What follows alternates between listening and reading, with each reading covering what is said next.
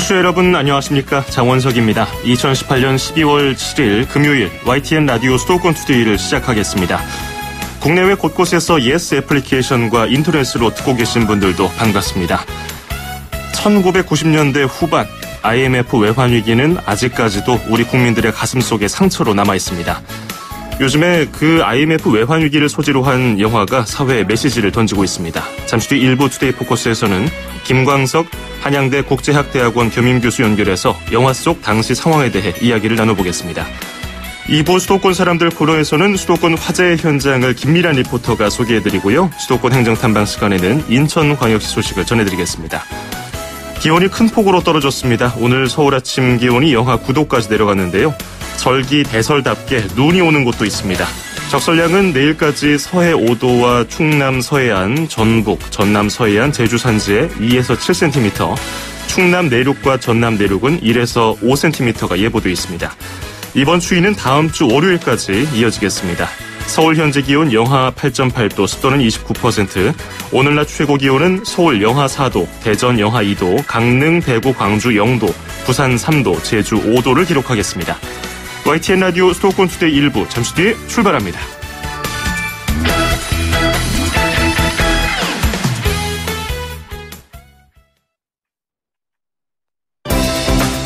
수도권과 관련된 소식은 모두 여기 YTN 라디오 수도권 투데이.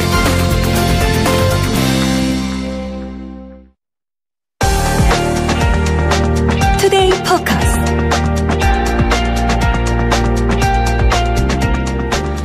파업, 부도, 명예퇴직, 금모으기 운동, 아나바다 운동. 지금으로부터 20여 년 전 IMF 외환위기는 우리 국민 가슴속 한구석에 상처로 남아있습니다.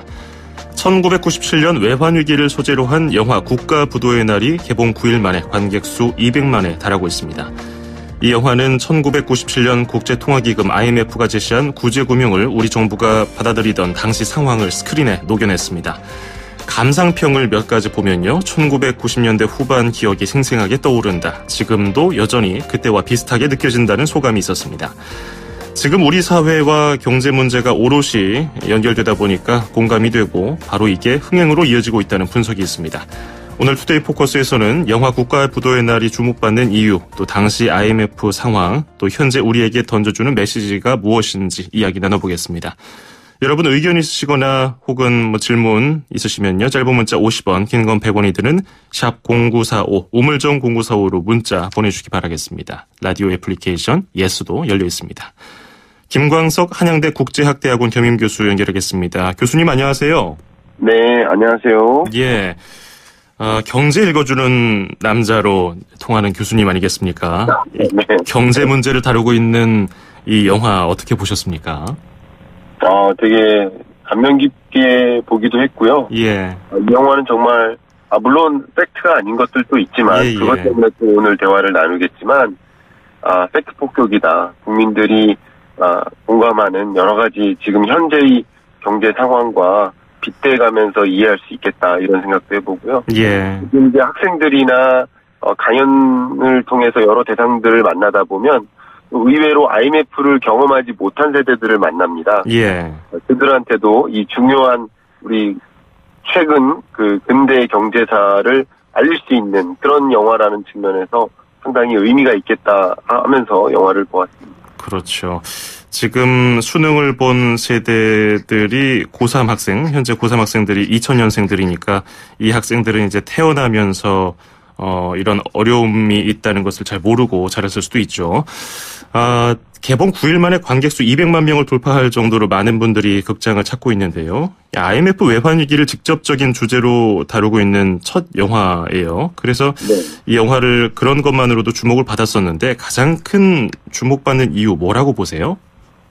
가장 큰 주목은 현재 경제가 그만큼 어렵기 때문에 다시 이런 국가부도의 날이 올 수 있지 않을까 하는 그런 시기적인 상황과도 좀 맞아떨어지는 일이 있다고 생각을 하고요. 예. 그리고 앞에 말씀드렸던 것처럼 정말 최근 영화 그 트렌드를 보면 택시 운전사나 공작 그리고 국제시장, 변호인 이런 영화들이 대부분 현대사의 어떤 팩폭물이다, 팩트 폭격물이다라고 표현을 많이 하지 않습니까? 예. 그래서 근대사를 제대로 드러내는 그런 영화들이었기 때문에 흥행을 이어갔는데, 더군다나 지금 우리 현실 경제가 당면하는 그런 경제 상황과 이 국가부도의 날과 매칭되는 면들이 많이 있어서 더 관심 있게 보지 않았을까 생각이 됩니다. 그렇군요. 이번 추석 때 사극이 쏟아져 나왔었는데 상대적으로 큰 인기를 누리진 못했거든요. 근데 최근에 몇 년 새 현대사를 주제로 한 영화들은 굉장한 흥행을 보이고 있어서 그런 기조가 또 이어지고 있네요. 말씀하신 대로. 당시에 1997년, 98년에 아나바나 운동 이것도 있었고요. 금모으기 운동이 아직도 생생하게 기억이 나는데 IMF 당시 상황을 한번 되짚어 볼까요? IMF 당시에 그냥 제가 한마디로 말씀드리면 정말 어려웠다라고 이야기를 하면 좋을 것 같은데요. 예. 결국은 우리 외환 보유고라든가 국가 이 청구가 자체가 얼마 없었기 때문에 결국은 이제 외국인 자금을 갚아내기가 어렵고, 또 금리 격차나 이런 것들로 인해서 외국인 자금이 순식간에 빠져나가면서 결국 국가 부도가 되었는데, 결국 그러면서 우리가 대응한 것은 이제 IMF로부터 구제금융을 신청받은 거고요. 예. 구제금융을 신청을 받으면서 그 조건은 당연히 IMF 측에서 구조조정, 강도 높은 구조조정을 요구한 거죠. 예. 그 강도 높은 그 구조조정 중에는 대표적인 것이 바로 인력 구조조정이라고 볼 수 있습니다. 예. 그래서 그때부터 이제 비정규직이라는 새로운 그 일자리 형태가 등장했다라고 말해도 과언이 아닌데요. 쉽게 유연하게 인력 구조조정을 할 수 있다는 측면에서 의미가 있지만, 근로자 입장에서는 근로 안정성이 현격하게 떨어지는 일이 발생한 거죠. 예. 어쨌든 인력 구조조정을 강도 높게 진행하라는 IMF의 요구 때문에 실업자들이 엄청나게 늘어나는, 실업자가 늘어나니까 역시 소득이 위축되고 당연히 소비도 위축되면서 경제가 거의 파탄 지경에 이르는 그런 모습에 이르렀다, 이렇게 설명할 수 있겠습니다. 예, 그냥 힘들었다라고 한마디로 표현해 주신 그게 마음에 와닿네요. 근데 외환위기 직전까지는 경제성장이 굉장히 가팔랐고요. 경제가 우리나라 역사상 최대 호황을 누렸다는 점과 비교하면은 불과 몇 년 새 경제가 바닥을 쳤다는 것이 역설적으로 들리기도 하는데요. 1996년에는 우리나라가 경제협력개발기구 OECD에 가입했다고 굉장히 또 선전을 하고, 언론에서도 상기된 논조로 이제 개발도상국에서 선진국으로 나아가는 그런 우리나라다, 이렇게 취지의 내용을 많이 보도를 했었어요. 그런데 OECD 가입 1년도 되지 않아서 IMF의 구제금융을 받아야 할 만큼 심각한 위기에 빠졌는데 가장 큰 원인을 어디서 꼽을 수 있을까요? 제가 보기에는 이제 성장만을 너무 추구하지 않았나. 그리고 우리가 생각해야 되는 중요한 어떤 잣대는 성장과 안정이라고 볼 수 있거든요. 예. 근데 성장만을 위해서 모든 정책이나 기업 경영이 이루어지다 보면 안정적으로 기업 경영이 정책적으로 이반될 수가 없는 거고요. 예. 반대로 또 안정만을 추구하다 보면 성장할 수가 없는 건데, 방금 말씀하신 것처럼 중국뿐만 아니라 우리나라도 13, 14%대의 높은 성장률을 보인 적이 있었거든요. 예. 고성장을 추구하다 보니까 많은 빚에 의존하기도 하고 대외 채무에 의존하기도 하고, 그런데 이제 어떤 순간에는 단기 채무, 단기간에 갚아야 할 외국인 채무가 많아질 수도 있는데, 그런 것들을 이제 갚아내지 못할 만한 상황이 연출될 수 있었는데, 그게 바로 이제 갚을 수 없는 상황까지 와서 IMF 구제금융을 신청한 것이라고 볼 수 있는데, 예. 그래서 단적으로 말씀드리면 성장만을 너무 추구하다 보니 우리 금융 안정 이런 측면을 상대적으로 고려하지 못하지 않았는가, 그런 생각을 해볼 수 있겠습니다. 그렇죠. 노동구조가 그때 많이 변했다고 말씀해 주셨는데요. 양극화가 그때부터 또 시작했다는 분석도 있어요. 비정규직이라는 개념도 생겼고 평생 직장이라는 것도 사라졌다고 봐야 되고요.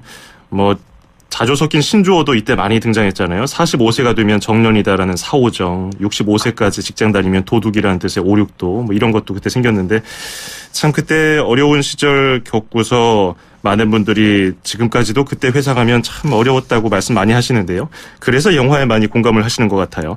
그 영화 내용을 보면요. 재정국 차관 역할을 배우 조우진 씨가 맡았어요. 이참에 우리네 경제가 완전히 뒤집어져서 이른바 체질 개선을 해야 한다. 이런 얘기를 하는데 글쎄요. 이게 뭐 물론 영화 대사이긴 합니다만은 현실성을 봤을 때는 어느 정도나 가능성이 있다고 보세요? 일단 체질 개선이 필요한 상황이 있을 때가 있습니다. 예.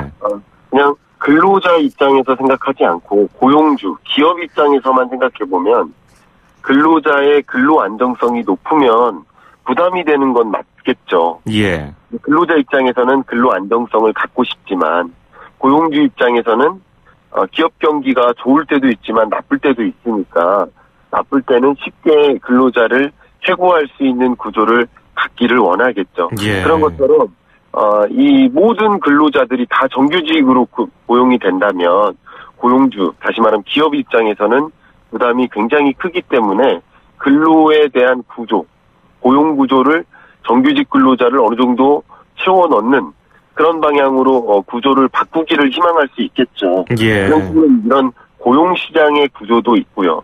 그밖에 뭐 자금 시장의 구조라든가 뭐 수출 시장의 구조라든가 여러 가지 면에서 상대적으로 너무 불안정한 단기 외채에 대한 의존도가 높은 그런 금융시장의 구조, 이런 여러 가지 우리 경제 구조를 어느 정도 체질 개선을 하기 위해서 시도를 해야 될 텐데, 보통 이런 체질 개선은 위기를 당면하지 않고는 개선이 이루어지기가 어려울 때가 많거든요. 예. 그런 측면에서 체질 개선을 해야 된다라고 하고, 그래서 이제 이런 위기가 필요하다라고도 볼 수 있는 그런 어떤 주장들이 있는데 조금 무책임한 주장이기도 한 것 같고요. 예. 결론적으로는 어쨌든 선제적으로 체질 개선을 통해서 이런 위기를 모면할 수 있는, 위기를 피해갈 수 있는 그런 구조를 선제적으로 만들어가야 되는 것이 아닌가 하는 생각입니다. 그렇군요. 그리고 또 배우 유아인 씨 역할은 종합금융회사 펀드 매니저인데요. 국가 부도를 일찌감치 알아차렸습니다. 그래서 달러도 사재기하고 아파트 급매부를 닥치는 대로 사들이는데, 당시에 실제로 이렇게 돈을 버는 사람들이 있었습니까? 당시에 실제로 있었습니다. 예. 그래서 단순히 저도 이제 많은 사람들을 만나면서 열심히만 살면 안 된다, 성실히만 살면 안 된다, 경제를 알면서 살아야 된다라는 이야기를 많이 했었거든요. 예. 저도 최근에 2019년 경제전망 책을 내면서 많은 사람들이 2019년 경제에 대한 관심이 있다는 것을 굉장히 체감하고 있는 중인데요. 네. 결국 앞으로 전개될 경제가 어떻게 흘러갈지를 이해한다면 앞으로 달러화가 강세가 있겠네? 그러면 굳이 원화를 많이 소유하기보다는 달러화를 소유할 수 있고요. 그렇죠. 앞으로 부동산 시장이 경기가 위축되겠네? 그러면 굳이 내 집 그제서 할 필요도 없는 거고요. 예. 이런 식으로 나의 자산을 현금으로 보유할지, 금으로 보유할지, 부동산으로 보유할지, 아니면 외화로 보유할지, 이런 여러 가지 선택을 해야 되는 건데, 앞으로 어떤 특정 자산의 가치가 더 올라갈지를 먼저 들여다본다면 그런 좀 합리적인 선택을 할 수 있지 않겠습니까? 그렇군요. 그런 측면에서 당시에도 그런 위기를 맞이하면서 예. 다양한 거시 금융 지표들이 급등락했었기 때문에 그것을 먼저 생각했던 그런 사람들은 투자로 이용을 했고, 예. 실제로 좀 많은 그런 부를 축적하는 기회를 맞이하기도 했었습니다. 그렇군요. 이게 사실 영화가 사실을 바탕으로, 실제 이야기를 바탕으로 각 시나리오를 쓴 것이지만은 극적인 효과를 위해서 각색한 것도 있고 허구도 있어요. 앞서도 언급해 주셨지만 교수님이. 근데 가장 여기서 논란이 되는 부분은 구제 신청을 주도한 측이 누구냐는 건데요. 영화에서는 정부가 구제 신청을 먼저 추진하지만은 한국은행이 반대한 걸로 표현됐지만 실제로는 이게 반대라고 하잖아요. 이 부분 설명 좀 해주실까요? 일반적으로 통화 정책을 담당하는 기관은 한국은행이라고 볼 수 있고요. 예. 그리고 지금으로 치면 이제 기획재정부인데요. 기획재정부는 재정정책을 담당한다, 이렇게 보시면 됩니다. 아주 예. 간단히 말씀드리면 한국은행은 금리를 조정한다든가 통화량을 조정을 해서 통화정책을 추진하는 거고요. 기획재정부는 쉽게 말해서 조세를 어떻게 거둘까, 거둔 이 세금을 어떻게 활용할까, 이런 거에 초점을 기울이는 그런 기구라고 생각해도 좋을 것 같습니다. 예. 그런데 당시에 실제 IMF 위기 상황임을 판단하고 IMF 구제금융이 필요하다라고 제안한 것은 사실상은 이제 한국은행의 역할이라고 볼 수 있었는데 예. 영화에서는 이제 기획재정부가 먼저 조기에 판단하고 그리고 기획재정부가 주관해서 IMF 구제금융이 필요하다라는 것을 적극적으로 이 도입을 해서 이게 한국은행과 갈등이 있었던 것처럼 이렇게 이야기를 했지만 예. 사실과는 좀 달랐다. 결국은 이제 통화 정책을 주관하는 한국은행이 IMF 구제금융 신청이 필요하다라는 이슈를 먼저 제기했다. 이렇게 이해하는 게 더 바람직할 것 같습니다. 그렇군요. 당시에 뭐 결과론적인 얘기지만은 IMF의 힘을 빌리는 것 말고는 다른 대안이 없었을까요? 물론 선제적으로 체질 개선을 위한 그런 대책들을 마련했다면 대책들이 그 외에 IMF 구제금융 외에 다른 대안들이 있었겠지만 그때로서는 어쨌든 그런 위기 상황을 엄청난 대외 채무를 갚을 수 없는 능력에 처한 그 국가로서는 IMF 구제금융 이외에는 예. 뾰족한 수가 없지 않았을까 그렇게 생각을 해봅니다. 예. 1997년 12월에 김영삼 정부가 IMF로부터 195억 달러를 빌렸고요. 네. 4년 만에 그 돈을 갚으면서 어쨌든 IMF 사태는 2001년 8월 23일에 공식 종료가 됐습니다. 상환 예정됐던 것보다 3년가량 이른 시점이었는데 근데 이때 우리 국민들 그리고 정부가 그야말로 뼈를 깎는 노력을 했기 때문인데요. 이 부분은 어떻게 보셨어요? 이 부분에 대해서는 정말 세계 역사적으로 많이 주목되고 있는 사례입니다. 예.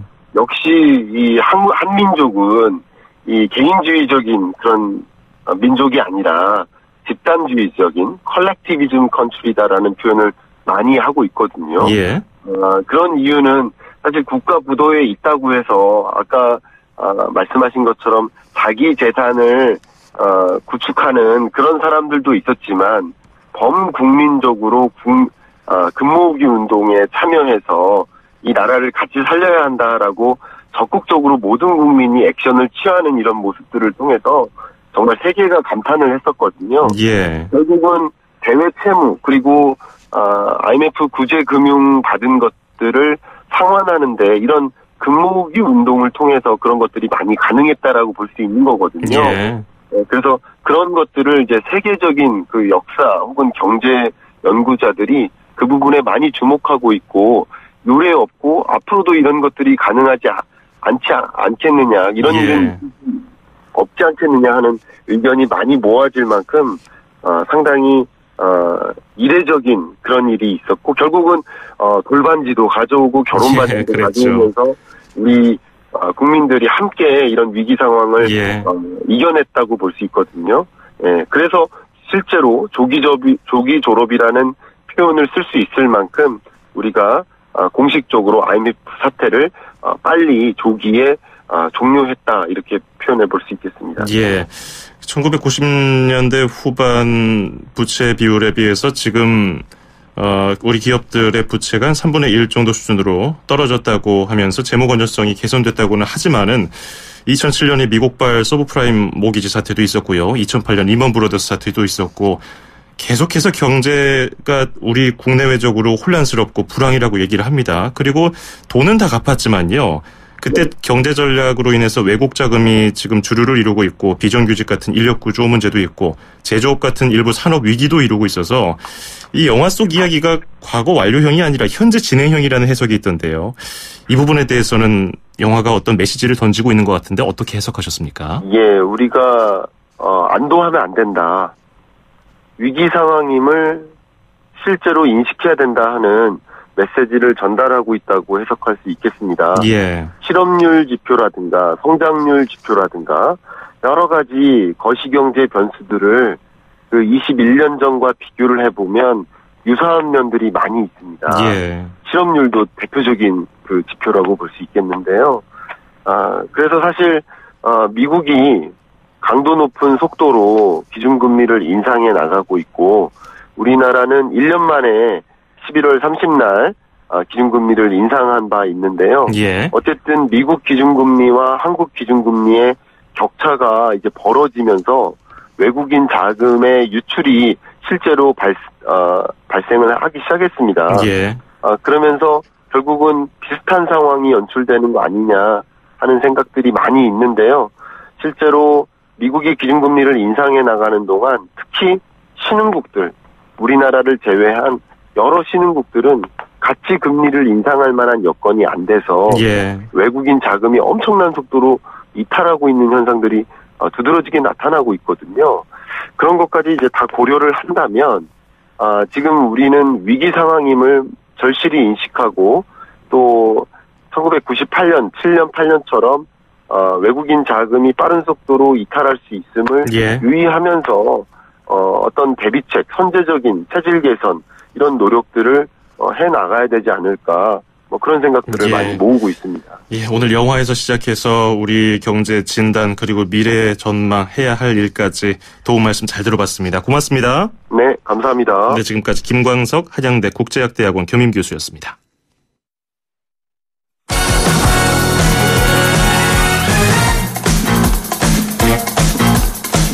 네, 계속해서 수도권 뉴스 브리핑입니다. 서울시 교육청은 사단법인 한국유치원 총연합회에 대해서 법인 운영 전반에 걸쳐 실태 조사를 실시하고 위법 사실이 발견될 경우 단호한 조치를 취하겠다고 밝혔습니다. 조희연 서울교육감은 어제 오후에 긴급 기자회견을 갖고 최근 한유총의 집단적인 회원 유도 행위, 정치권 불법 쪼개기 후원, 서울지회장에 대한 협박과 위협 등이 민법 38조에 명시된 비영리 사단법인 설립 허가 취소 요건에 해당하는지 확인하겠다고 말했습니다. 또 이덕선 한유총 비대위원장의 이사장 직무대행 자격에 관해서 적정 여부를 확인할 계획이라고 밝혔습니다. 서울시가 색각 이상자를 위해서 지하철 노선도를 개선했습니다.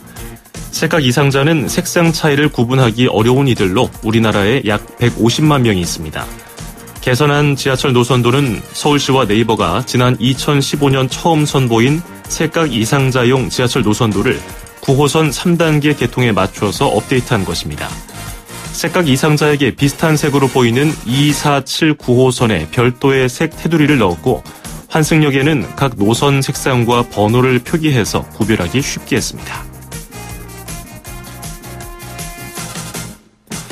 서울시의 대표적인 토지 이용 규제인 용도지구가 56년 만에 전면 재정비됩니다. 서울시는 김포공항 주변 고도지구와 서울대학교 육군사관학교 주변의 특정 용도 제한지구 등 전체 용동지구의 43% 정도를 폐지하는 방안을 추진한다고 밝혔습니다. 용도지구란 특정 목적을 위해서 용도지역 내 건축물의 용도나 건폐율 등을 제한하는 제도로 그동안 중복 과잉 규제라는 지적이 잇따랐습니다.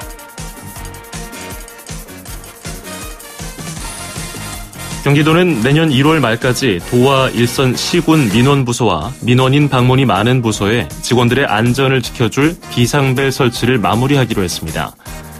경기도는 지난 8월 경북 봉화군 한 면사무소에서 발생한 총기 난사 사건으로 민원 담당 공무원 2명이 사망하자 관련 부서에 대한 안전관리 대책을 마련하라는 이재명 지사의 지시에 따라서 그동안 비상벨 설치를 추진해왔습니다.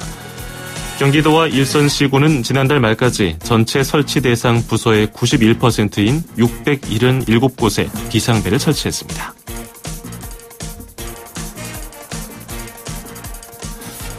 경기도가 2022년까지 44만 8천 개의 일자리를 창출하겠다고 밝혔습니다. 경기도가 마련한 일자리 창출 종합계획에 따르면 공공과 공익적 민간 일자리, 미래 일자리, 애로 처리를 통한 일자리, 미스매치 해소 등 6개 분야에서 만들 계획인 일자리 수는 44만 8천 개입니다. 경기도는 특히 버스 운수 종사자 양성과 생활 밀착형 공공서비스인 행복마을 관리소 설치, 체납관리단 운영 등을 통해서 안전하고 공정하며 정의와 공익적 일자리 창출 사업에 주력할 방침입니다.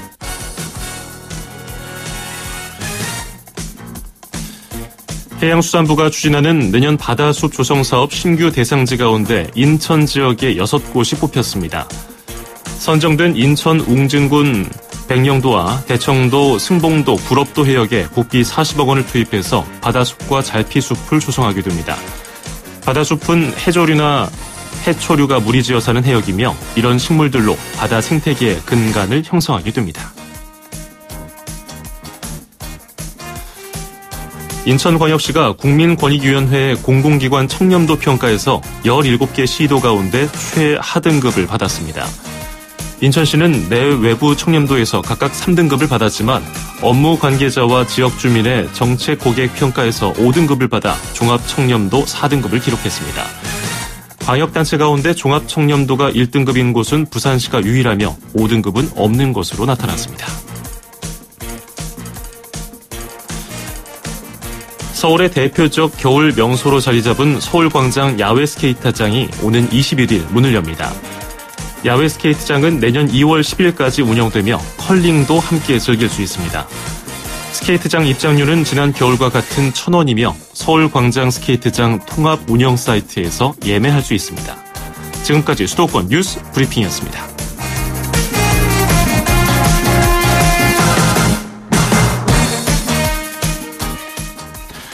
네, YTN 라디오 수도권 투데이 1부 여기서 마치고요. 잠시 뒤 2부에서 뵙겠습니다. 2,500만 수도권 청취자를 위한 모든 소식이 한자리에 YTN 뉴스 FM 수도권 투데이. FM 94.5MHz YTN 라디오 수도권 투데이 듣고 계시고요. 저는 아나운서 장원석입니다. 2부에서는 수도권 사람들 코너에서 수도권 화재 현장 찾아가 보고요. 수도권 행정탐방 시간에는 인천시 소식을 전해드립니다. 20초 뒤에 2부 이어갑니다.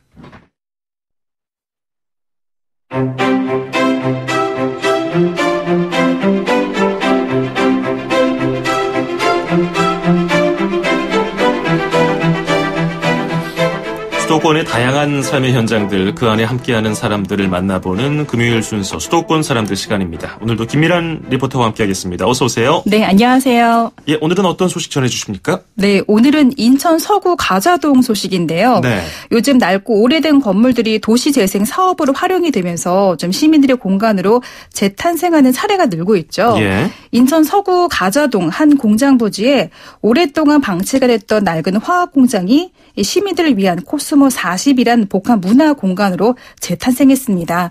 지난 토요일은 젊은이들의 스케이트 보드 대회가 이곳 코스모 40에서 열렸는데요. 예. 개성 있는 문화 공간으로 변모한 코스모 40을 함께 만나보시죠.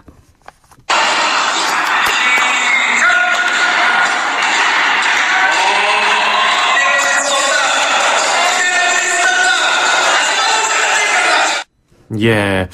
굉장히 역동적인 현장 소리가 들려왔는데 네. 스케이트보드 대회가 열렸다고요. 네, 스케이트 제가 사실 롱보드를 좀 탑니다. 진짜요? 예, 아시죠? 와. 아마 찾아보시면은 롱보드 멋진 영상들 많을 거예요. 오, 진짜요? 네. 좀 초보지만은 자, 코스모 40으로 재탄생한 자리가 원래 화학 공장 단지였다고 했잖아요. 어땠습니까? 네, 맞습니다. 인천 서구 가자동 인근에는 이 전통적으로 화학 공장, 이 서구 공단을 불릴 정도로 1970년대부터 이 제철을 포함해서 크고 작은 공장들이 좀 많이 형성이 되어 있습니다. 예. 그중에 이산화 티타늄을 생산하던 코스모 화학 공장 부지가 있었는데요.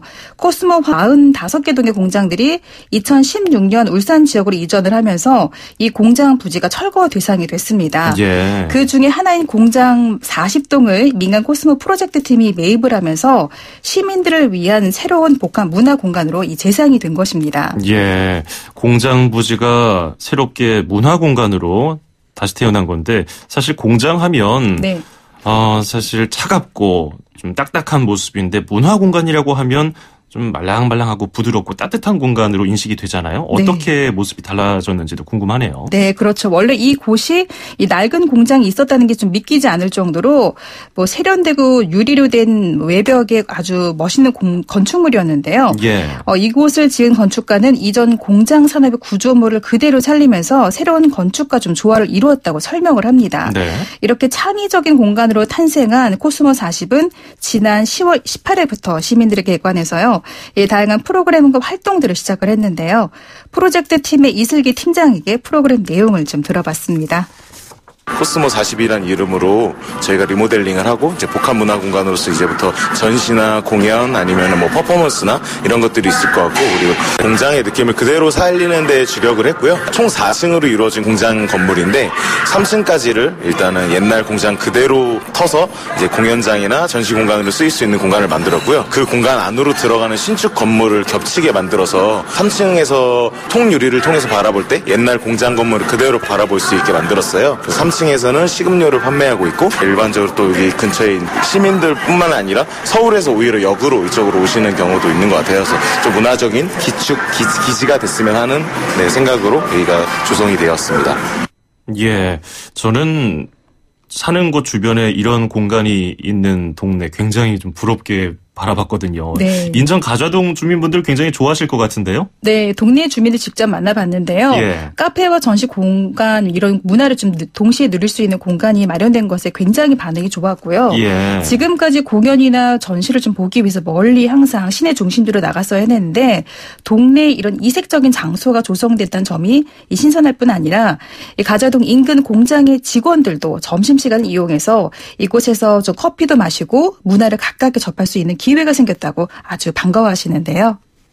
라이어 스케이트보드 행사 때문에 오게 된 건데 공장 단지에서 새롭게 건축된 거다 보니까 너무 신선하고 재밌는 것 같아요. 스케이트보드 활동이 제약돼 있었는데 지금 공간이 부족했었는데 그거를 할 수 있게 만들어줘서 많이 좋은 것 같아요. 이게 되게 마니아층들만 할 수 있는 문화인데 그런 거를 제공해 주신 거니까. 인천 가좌동이 좀 외진 곳에 있는데 그래서 좀 접하기가 쉽지 않아가지고 막상 와보니까 분위기도 괜찮고 잘 되어 있는 것 같아요. 내부가 커피나 뭐 차 마시기 좋고 피자나 맥주도 팔고 전시도 같이 볼 수 있어서 좋은 것 같아요. 저희가 바로 이쪽 앞에 살거든요. 그래서 저희 동네에 좀 굉장히 개성 있는 카페가 있는 것 같아서 와서, 근데 되게 그냥 단순하게 카페만 있는 게 아니고 약간 전시나 이런 것까지 같이 할 수 있어서 좀 복합 공간으로 자주 와야 될 것 같다고 그렇게 생각을 했습니다. 우선은 뭐 인테리어도 좀 독특하고 요즘 트렌드에 맞는 것 같아서 좋기도 하고 아마 젊은 층들도 많이 좀 찾을 것 같고 저희 동네도 더불어 좀 활성화될 수 있는 것 같아서 좋을 것 같아요. 예. 보통 이런 도시 재생하면 시라든지 지자체 차원에서 많이 추진을 하잖아요. 네. 근데 이 코스모 40 공간은 주체가 누군가요?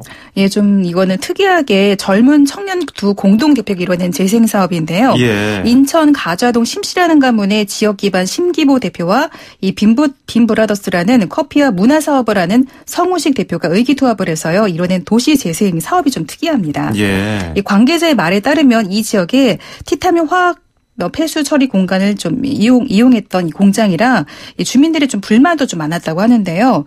인천시의 도움으로 안전성도 좀 검증을 받으면서 폐수 처리 공장이 완벽하게 탈바꿈하게 됐다고 합니다. 예, 놀랍군요. 그럼 어떤 전시가 열리고요? 또 어떤 행사가 있었습니까? 네, 아주 다양한 것들이 좀 준비가 되어 있는데요. 예. 지난주 토요일은 인천 상륙작전이란 스케이트 보드 대회가 열렸는데요. 마니아층이 많은 스케이트 보드란 스포츠는 거의 장소가 이 수도권이나 서울 밀집되어 있는데 예. 인천에도 이 코스모란 40이라는 공간을 이용하면서 스케이트 보드 대회를 열고 또 대회 참가를 위해서 인천뿐 아니라 다른 지역에서도 사람들이 모이는 좀 긍정적인 효과가 있었다고 하는데요. 스케이트보드 참가자들을 직접 만나봤습니다.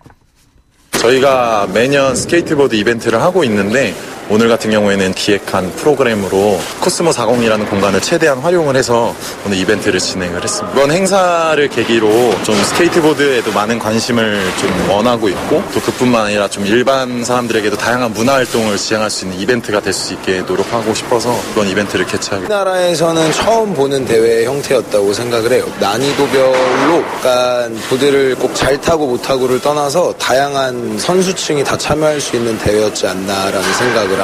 네, 스케이트보드를 원래 타는 사람들이 대회에 참가를 하기도 하고 일단 어쨌든 우리나라 이제 올림픽 종목이 됐으니까 일단 대회 중간에 공연이 있고 한 게 굉장히 지루할 틈이 없었어요. 대회하는 내내 경기 중간중간 계속 공연이 지속이 되고 여러 가지 경기 내용 자체도 원체 막 사람들이 다 같이 참여할 수 있는 재밌는 것들이 많아서 진짜 재밌었습니다. 만족도가 굉장히 높은가 봐요.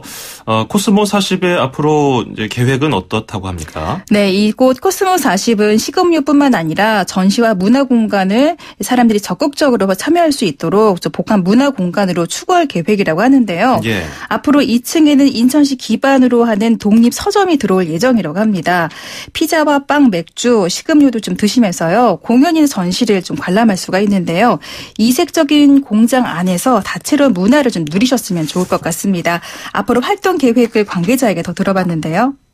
아직은 이제 이런 문화시설에 익숙하지 않은 지역이다 보니까 좀 낯설어 하세요. 이게 저희가 문화 행사를 하면서 아직은 사실 앞으로 이 공간이 문화적으로 계속 행사를 하면서 이 근처 일대에 지금 벌써 두세 군데의 문화시설들이 들어오기로 되어 있어요. 그래서 이제 인천에서 독립적으로 운영하던 서핑 가게나 스케이트보드 샵들이 근처로 같이 조성은 되게 약속이 되어 있어요. 그래서 어떻게 보면은 가장 낙후되어 있던 공장 지역에 인천의 문화시설들이 다 직결돼서 문화단지로 저희가 조성이 될 수도 있을 것 같아요. 기술적인 것뿐만 아니라 문화적으로 시너지를 내고 그리고 이 근처를 더 문화적으로 조성할 수 있는 기회가 될 것 같아요. 가자동이 인천뿐만이 아니라 수도권 일대에서도 문화적으로 굉장히 즐길 거리가 많은 동네로 발전되는 것이 저희 목표고요. 서서히 조금씩 조성이 되고 있는 걸 보면 인천에 굉장히 문화적인 기지가 되었으면 좋겠습니다. 예, 앞으로가 더 기대가 되네요. 네, 그렇습니다. 인천 가자등의 화학공장 코스모 40이란 이름의 복합 문화공간으로 좀 재생해서요. 시민들에게 문화와 다양성을 새롭게 선보이고 있는데요. 지역 주민뿐만 아니라 많은 사람들이 이 공간을 누리면서 좀 다양한 문화를 담아내고 또 표현하면서요. 사랑받는 문화 기지로 좀 자리 잡아가기를 기대합니다. 네, 오늘은 인천 가자동 공장부지에 조성된 코스모 40 복합 문화공간을 찾아가 봤습니다. 고맙습니다. 네, 감사합니다. 네, 지금까지 김미란 리포터였습니다. 서울, 경기, 인천 찍고 수도권 정부의 핵심이 바로 여기에 수도권 행정탐방. 네, 수도권 행정탐방 이번에는 인천광역시 소식 들어보겠습니다. 김항배 인천시 방송보도팀 주무관 연결하겠습니다. 주무관님 안녕하세요. 예, 안녕하십니까. 예, 지난 3일에 인천시가 항공정비단지를 조성하려고 유관기관과 항공정비 클러스터 조성을 위한 업무 협약을 체결했다는 소식을 들었는데요. 관련 내용 좀 전해주실까요?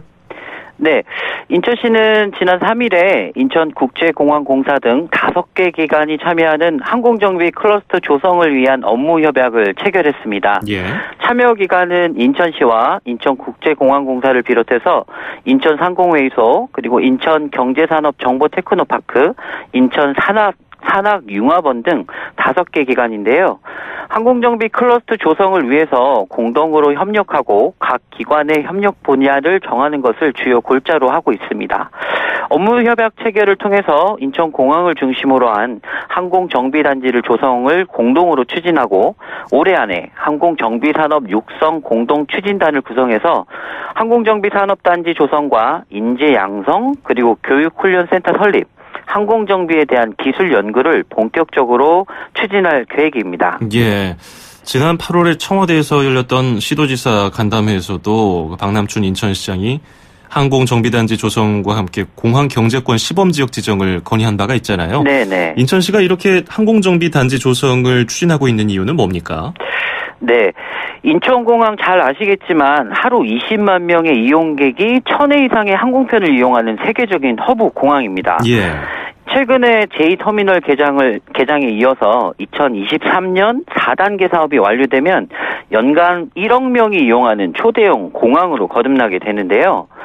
이에 따라서 세계 주요 허브 공항이 필수적으로 제공하고 있는 항공정비 서비스를 벤치마킹해서 미래 수요에 시급히 대처해야 한다는 목소리도 커지고 있고요. 일자리 창출을 위한 항공정비단지를 조성을 해야 된다. 이런 공감대가 생겨났습니다. 예. 또한 항공정비단지 사업은 항공사와 공항만의 문제가 아니라 국민의 생명과 재산은 물론 국가의 위신과도 직결되는 문제이기 때문에 인천시가 공항공사 등 관련 기관과 협력하여 항공정비단지 조성에 총력을 기울이게 된 이유이기도 합니다. 예. 현재 인천공항 내 항공정비 형태는 2개의 국적 항공사가 직접 운영하는 자가정비와 그리고 해외 위탁 정비를 통해서 항공기를 정비하고 있는데요. 연간 4조 원에 가까운 비용이 항공정비를 위해 해외 위탁 비용으로 위출되고 있고 정비 불량으로 인한 결항률도 한 20%를 넘어서는 상황입니다. 그렇군요. 인천에 만약 항공정비 클러스터가 예정대로 조성이 된다면 지역 경제 발전에는 어느 정도 효과가 있을 것으로 인천은 기대하고 있습니까? 네, 그렇습니다. 이번 5개 기관의 업무 협약 체결은 현재 인천공항 국제공항에 확보된 114만 제곱미터 부지에 전공 항공 정비 단지를 조속히 조성할 수 있는 계기가 될 텐데요. 예. 인천의 항공정비 산업단지가 조성된다면 항공기 운항 안전과 내수시장 확대는 물론 직접 간접 고용 효과가 약 1만 9천여 명으로 예상되고 있습니다. 예. 또한 생산 유발 효과는 5조 4천억 원, 기회비용은 한 440억 원이 절감되는 등 경제적 파급 효과가 매우 클 것으로 기대하고 있습니다. 그렇군요. 이제 겨울방학이 찾아옵니다. 대학생들도 조금 있으면은 종강을 할 텐데요. 네. 대학생 아르바이트생들을 인천시에서 선발을 해서 공공기관 행정체험을 시켜준다는 얘기가 있는데요. 이 내용 좀 들어볼까요? 네. 참여 대상은 현재 12월 3일 현재 인천시에 주소를 둔 대학교 재학생 및 휴학생으로 최근 2년간 인천시 아르바이트 사업에 참여하지 않았던 대학생이면 누구나 신청이 가능합니다. 예. 현재 인천시 홈페이지를 통해 신청 접수를 받고 있는데요. 접수 기간은 12월 4일부터 8일까지 오후 6시까지 마감을 해서 12월 12일 날 전산 추첨으로 최종 대상자를 선발하게 됩니다. 모집자가 총 250명인데요. 50명은 기초생활수급자이거나 차상위 계층 자녀 그리고 등록 장애인을 대상으로 모집을 해서 재정 지원이 꼭 필요한 우리 취약계층 지원에도 힘을 쏟을 예정입니다. 예, 급여는 얼마나 됩니까? 예, 그동안 시행했던 것과 달라지는 사항이 조금 있는데요. 예. 그간 제기됐던 근무 불만족을 해소하기 위해서 사무근로와 현장근로 급여를 차등 지급할 예정입니다. 시청이나 사업소, 도서관 등 일반 사무근로의 경우는 최저 시급인 8,350원을 적용을 하고요. 예. 사무근로에 비해서 좀 힘든 사회복지시설이나 교통, 영무센터 이런 현장 근로는 현재 생활임금보다 한 1,250원이 많은 9,600원의 시급을 받게 됩니다. 예. 12월 13일 우리 인천시 홈페이지를 통해서 선발 대학생을 발표할 예정인데요. 1월 7일부터 내년 1월 29일까지 인천시 산하 행정기관, 소방서, 공사공단 등에서 주 5일, 1일 8시간 근무에 참여하게 됩니다. 인천시에 거주하는 많은 대학생들의 참여와 관심 부탁드리겠습니다. 그렇군요. 오늘 대설이라서 그런지 날씨가 굉장히 추워졌는데요. 그래서 네네. 취약계층들이 겨울철에 이 연료 비용 많이 내지 않을까, 부담스러워하지 않을까 좀 걱정이 됩니다. 인천에서 이런 부담을 덜어줄 수 있는 에너지 바우처 사업을 실시한다고 하는데요. 관련 내용 들어볼까요? 네, 인천시가 시행하는 에너지 바우처 사업은 적정 수준의 난방이 어려운 에너지 소외계층, 겨울철 전기, 도시가스, 지역 난방 요금을 자동으로 차감하거나 등유, 연탄 등을 구입하는 카드 형태의 바우처를 지급하는 사업입니다. 예. 올해는 난방이나 온수 사용이 장기간 요구되는 노인이나 임산부, 중증 질환자, 희귀성 난치 질환자 등 에너지 사용 여건을 감안해서 올 11월부터 내년 5월까지 총 7개월 동안 사용할 수 있도록 하였는데요. 예. 지원 금액은 가구별 에너지 수요 특성을 고려해서 1인 가구 경우는 2,000원이 늘어나 86,000원, 2인 가구는 12만 원, 그리고 3인 이상 가구는 14만 5천 원 등을 지원하는 등 2인 이상의 다가구 지원을 확대했습니다. 예. 지원 대상하고 신청 방법 짧게 들어볼까요? 네네. 올해 바우처 신청 대상 가구는 지난해보다 좀 늘어나서 3만 7천여 구가 될 것으로 추산을 하고 있고요.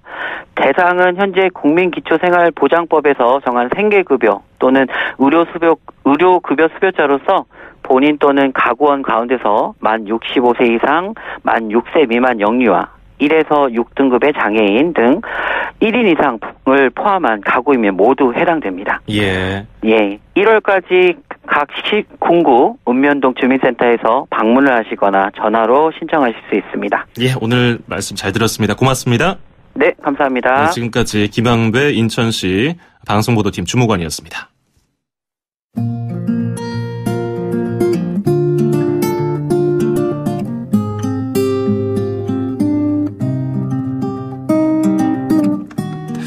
12월 7일 금요일 YTN 라디오 수도권 투데이 마치겠습니다. 끝으로 들으실 노래는 캐런 애니 부르는 Not Going Anywhere입니다.